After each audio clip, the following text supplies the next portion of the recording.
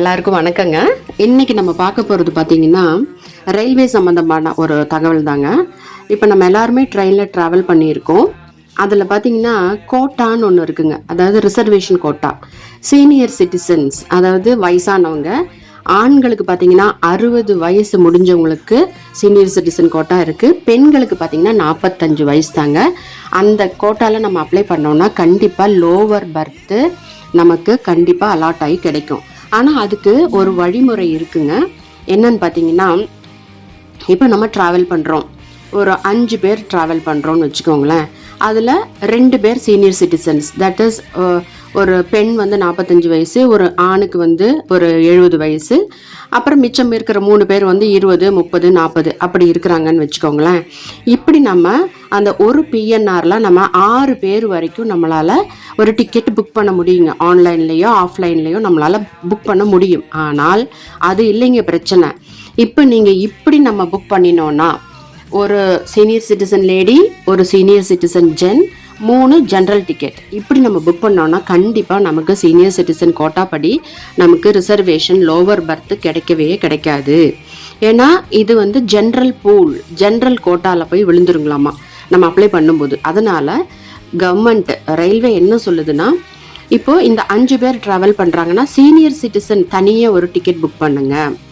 அதாவது அந்த 70 வயசான ஒரு நபருக்கு தனியாக சீனியர் சிட்டிசன் கோட்டா அப்ளை பண்ண சொல்கிறாங்க. அது கண்டிப்பாக கிடைக்கும். அதே மாதிரி சீனியர் சிட்டிசன் லேடி, அந்த 45 வயசான லேடிக்கு தனியாக டிக்கெட் போட சொல்கிறாங்க. அதுவும் கண்டிப்பாக கிடைக்கும். 2 பேருக்குமே லோவர் பர்த்து அலாட் பண்ணி கிடைக்கும். ஏன்னா இந்த மாதிரி நம்ம அப்ளை பண்ணினா தான் நமக்கு அந்த கோட்டா கிடைக்கும். நீங்கள் மேக் மை ட்ரிப்பில் எல்லாம் புக் பண்ணும்போது மேலே பார்த்துருப்பீங்க அந்த கோட்டான்ட்டு. அதில் போய் தாங்க நம்ம இதெல்லாமே பண்ணணும். இப்போது நமக்கு அந்த கண்டிப்பாக ரிசர்வேஷன் கோட்டா கிடைக்கணுங்கிறதுக்காக நம்மளுடைய வயசை நம்ம தப்பாக கொடுத்துட்டோன்னு வச்சுக்கோங்களேன்.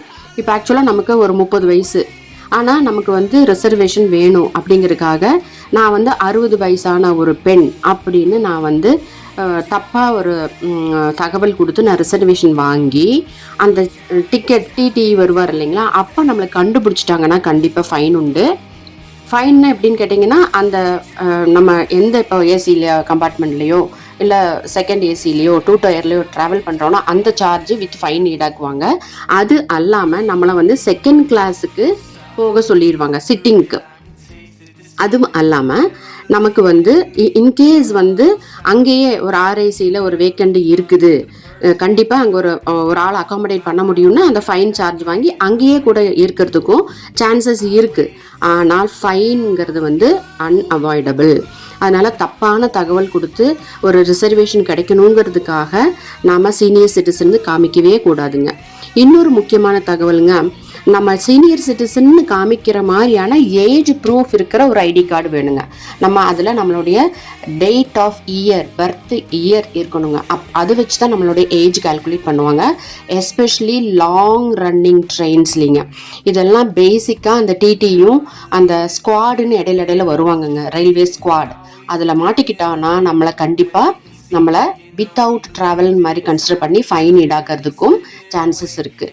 இதெல்லாம் நம்ம தெரிஞ்சு ட்ராவல் பண்ணோன்னா நம்மளுடைய ட்ராவலும் சந்தோஷமாக இருக்கும், நமக்கும் மன நிம்மதியும் இருக்கும் இல்லைங்களா. இந்த மாதிரி ஒரு சின்ன சின்ன தகவல் தாங்க நம்ம தினம் பார்ப்போம். ஓகேங்க, பை, தேங்க்யூ.